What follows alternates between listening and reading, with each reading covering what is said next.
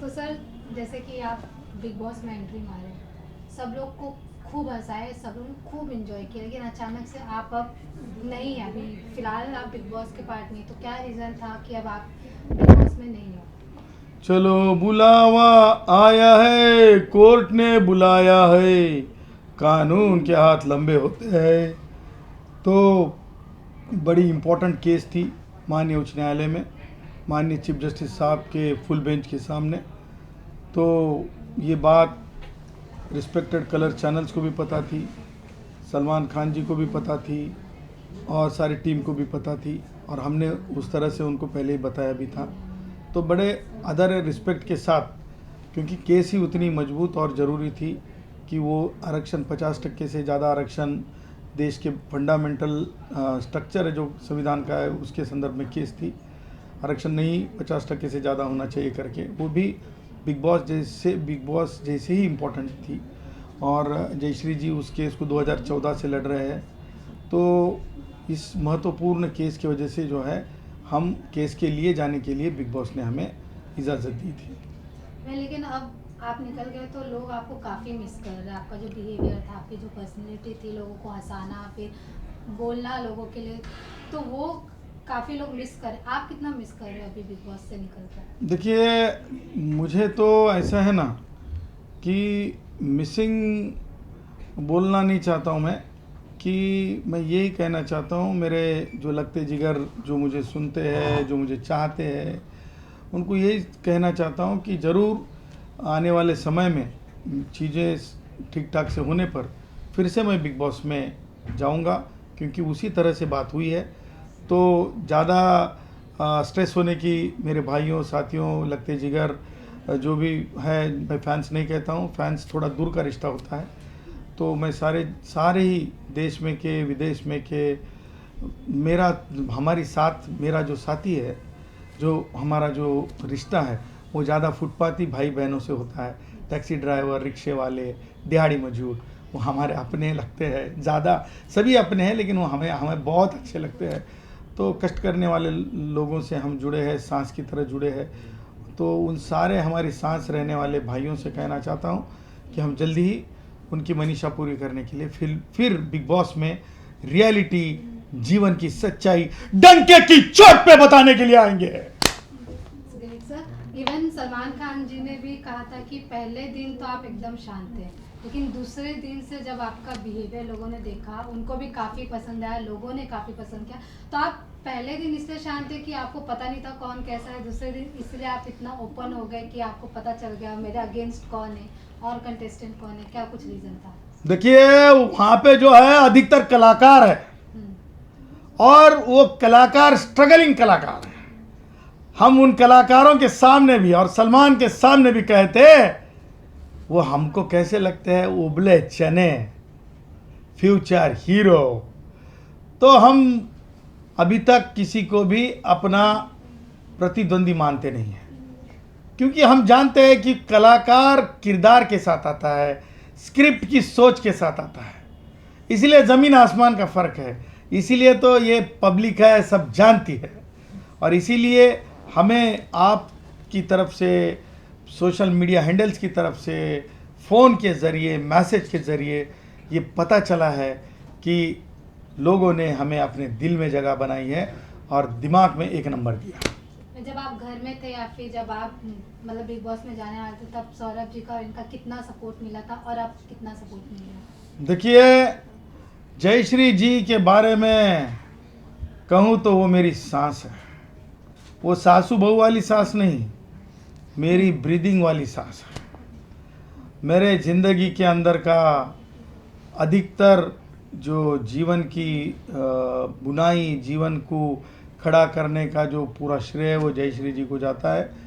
मेरे सोच को बढ़ावा देने से लेकर तो मेरे लिविंग स्टाइल तक, मेरी कोर्ट के अंदर मैं किस तरह से अपनी बात रखूं वहाँ तक, तो उस वजह से तो मैं जयश्री जी को जिस बार पहली बार साली को पटाने के लिए वो कौन सा सेंटर हुआ करता था हमारे ज़माने में, वो एसटीडी बूथ में यूनिवर्सिटी में पढ़ते समय इनको पहले देखा था, और वहीं से हमारे पास वो गाड़ी थी यामा RX 100, पीछा करते हुए इनके गए थे, क्योंकि इन्हें हमने डंके की चोट पे तय किया था कि इसको पटाऊंगा। और फिर है ना, इनको हमारी सबसे खूबी पसंद आई, पहली बार हमने इनको डीप किस किया था, डीप किस किया था। तो उस वजह से इनका तो जीवन में जितना मूल्य मोल हम कर ही नहीं सकते हैं। और रही सौरभ की बात, सौरभ एक बहुत ही यानी कैसे वो कला जगत से आते हैं। तो जब ये 12वें सीज़न में, बराबर ना, 12वें सीज़न में थे, जब ही हमसे इनकी पहचान हुई थी, इन्होंने तस्वीर भी उतारी थी हमारे साथ। तो एक हमने इनसे कुछ बातें जानी थी, तो वो भी हमें जीवन में बड़ा आनंद दे गई थी। और कला के बारे में, कला जगत के बारे में इनसे हमने काफ़ी सारी बातें समझी है, जानी है। सौरभ जी, आप किस प्रकार की तैयारियां करके भेजे थे सर को? तैयारियां क्या करानी है उनको यार, वो तो रोज़ ही तैयार रहते हैं, कोर्ट में इतने बड़े बड़े केस लड़ते हैं, और उनके लिए क्या तैयारियां कराएंगे। अब आर्मी वालों को आप बोलोगे कि देश के लिए कैसे लड़ना है, तो तैयारियां कुछ नहीं थी। कुछ ऐसे पॉइंट्स होते हैं जो बताने पड़ते हैं, जो गेम में होते हैं, जो मैनिपुलेशन होता है, जो रिश्ते बनते हैं, तो वो बताना ज़रूरी था कि एक इंसान इमोशनली रिश्ता बनाता है और बाहर तू कौन और मैं कौन। तो वो सब तो थोड़ी सी टिप्स देना चाहिए, क्योंकि हम फैमिली जैसे हैं और एक फैमिली मेम्बर की तरह हैं, मुझे छोटा भाई जैसे मानते हैं। तो मुझे ये चीज़ अच्छी लगी कि मैं एक फैमिली की तरह हूँ और मैं कुछ कर पा रहा हूँ, कुछ सपोर्ट कर पा रहा हूँ। और इसी बात है, मैं उस जगह से गुजरा हूँ, तो मुझे पता है कि कितने वीक पॉइंट हैं और कितनी चीज़ें हैं वो इस्तेमाल करेंगे उस चीज़ों को, उस रिश्ते को बना के। तो वो सब सारी चीज़ों की बात हुई थी। बाकी तो आप गेम देख ही रहे हैं, कितना कमाल का खेल रहे हैं और बिंदास खेल रहे हैं और रियल खेल रहे हैं। इवन सर, जैसे कि रिश्ते की बात हुई, तो आपको क्या लगा कि अब जितना दिन थे, कि कौन रियल है या फिर कौन फेक है, कौन आपके अगेंस्ट खेल रहा था, आपको क्या लगा? देखिए, हमरे अगेंस्ट और हमें दबाने की कोई कोशिश कोई करने वाला माइका लाल पैदा नहीं हुआ।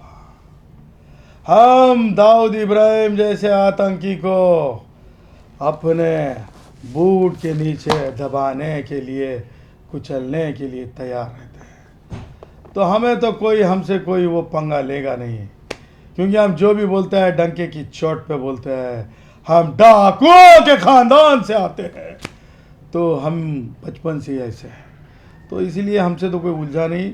लेकिन हम ये कहना चाहते हैं कि जो कला जगत है, जिसे हम बॉलीवुड कहते हैं, बॉलीवुड ने पवित्रता रखनी चाहिए, अंडरवर्ल्ड से दूरी रखनी चाहिए।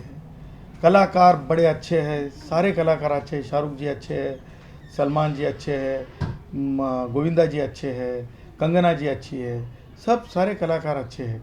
लेकिन है ना, किसी छोटी मोटी चीज़ के लिए गलत हाथों में न लग जाए, ये ध्यान रखना जरूरी। क्योंकि हमें लोग जो बताते हैं, छोटी छोटी बातें दुनिया के बारे में बताते हैं, जैसे कि मेरे ख्याल से अपने क्या नाम है उनका, वो आए थे, वो जिलेबी बाई गाना गाया था, वो गाना चला था, तो उस समय एक उन्हीं के हमारे में मल्लिका कुछ हाँ शेरावत। हाँ, वो जब आए थे तब याद है आपको कि बॉलीवुड ने आपसे अन्याय किया, ऐसा एक जन ने बोला था वहाँ पे। तो जब हमने कुछ समझने की कोशिश की, तो हम ये समझ चुके हैं कि कहीं ना कहीं वहाँ पर बाहरी ताकतें भी काम करती हैं। मैं लास्ट क्वेश्चन, ऐसे 3 जन जिनका गेम आपको सबसे ज़्यादा अच्छा लगा? 17 खिलाड़ी समान खेल रहे हैं, वो खतरा हमें समझते हैं, क्योंकि जनता ने हम पे मन पे लिया है, हम बात खुली रखते हैं, ओपन माइंड है। तो 17 लोगों को किरदार से बाहर आना पड़ेगा, तभी हम बता पाएंगे। अभी तो फिलहाल के लिए यही कहूँगा कि 17 एक लाइन में है।